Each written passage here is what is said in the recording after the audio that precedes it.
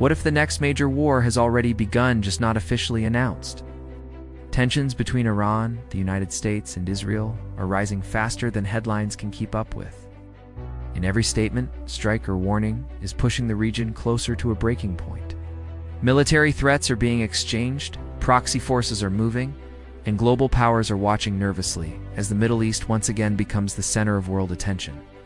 In this video, we're going beyond the noise to break down what is really happening, why this moment is different from past crises, and how close the world may actually be to a major conflict. We'll examine Iran's strategy, Israel's red lines, America's role as both deterrent and power broker, and the dangerous chain reaction that even a single miscalculation could trigger. This isn't speculation or fear-mongering. It's a clear, grounded look at the forces pulling these nations toward confrontation and the factors that could still pull them back. Stay with us as we unpack the facts, the risks, and the consequences. Because what happens next won't just shape the Middle East, it could reshape global stability itself. Tensions between Iran, the United States, and Israel did not erupt overnight. They have been building steadily, layer by layer, driven by recent events that have pushed the region into a far more dangerous phase. What makes the current situation especially volatile is the convergence of military posturing, political pressure, and regional instability all happening at once. Iran has issued increasingly direct warnings, signaling that it will not tolerate attacks on its territory or interests. Israel, meanwhile, has sharpened its language and actions, reinforcing the message that it will act decisively if it believes its security is threatened. The United States has responded by repositioning military assets, conducting exercises, and emphasizing deterrence, while also trying to avoid being pulled into another full-scale Middle Eastern war. Add to this the ongoing conflicts in surrounding regions, shifting alliances, and fragile diplomacy.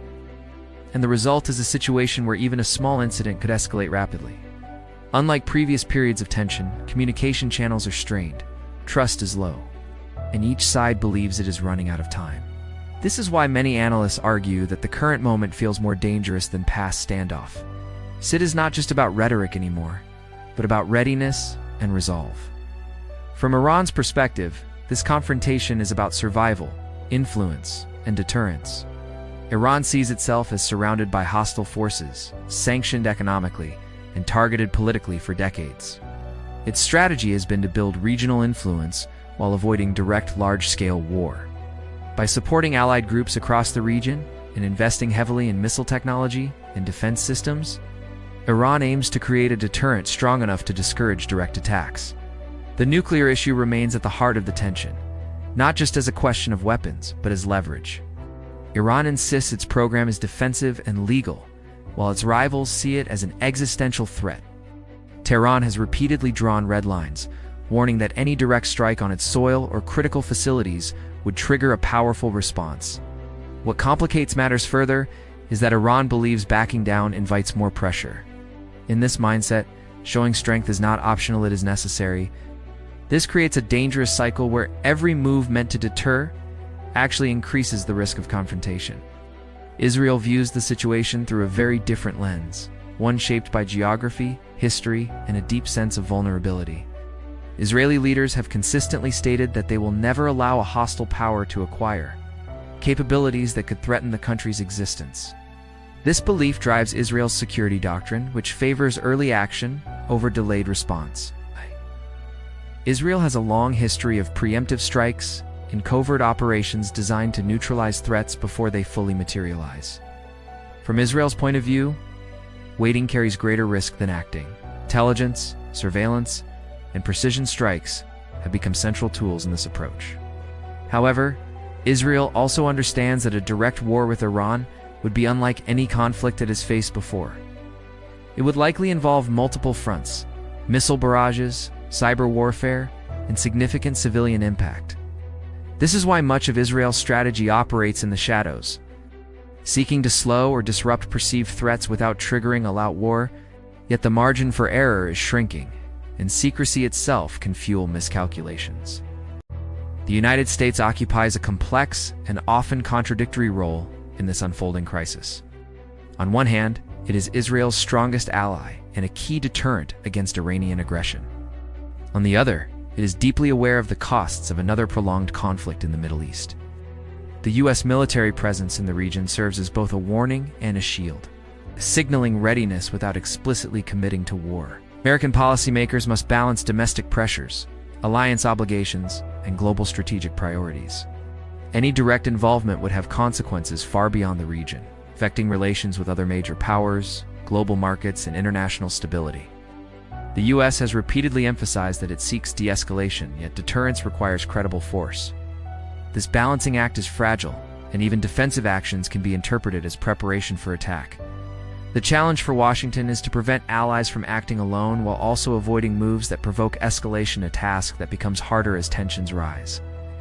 Beyond the three main players, the region is filled with wildcards that could turn a limited clash into a broader war.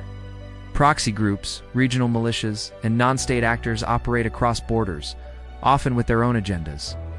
An attack by one of these groups, even without direct orders, could provoke retaliation and draw larger powers into the fight. Maritime routes, energy infrastructure, and global supply chains are particularly vulnerable. Disruption in oil shipping or energy production would not only affect regional economies, but send shockwaves through the global market. This is why the stakes extend far beyond the Middle East. A conflict here would not remain local. It would ripple outward, influencing inflation, trade, and political stability worldwide.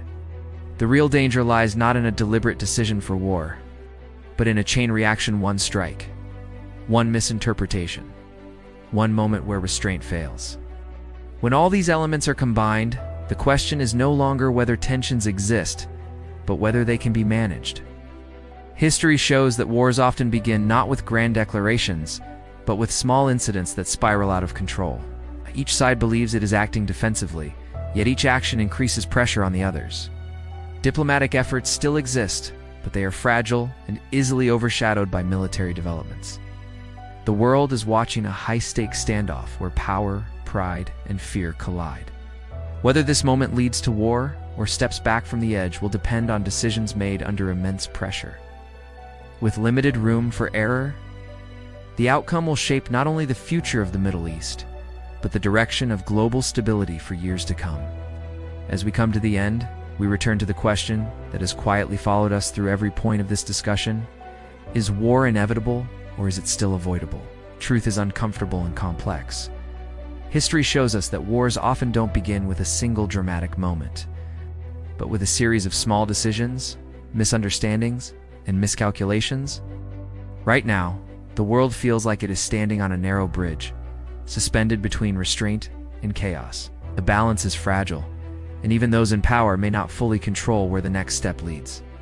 What makes this moment especially dangerous is the uncertainty. No one can say with confidence what will happen next. Diplomatic talks continue, but so do military preparations. Public statements promote peace, while behind closed doors, strategies are drawn and red lines are quietly tested.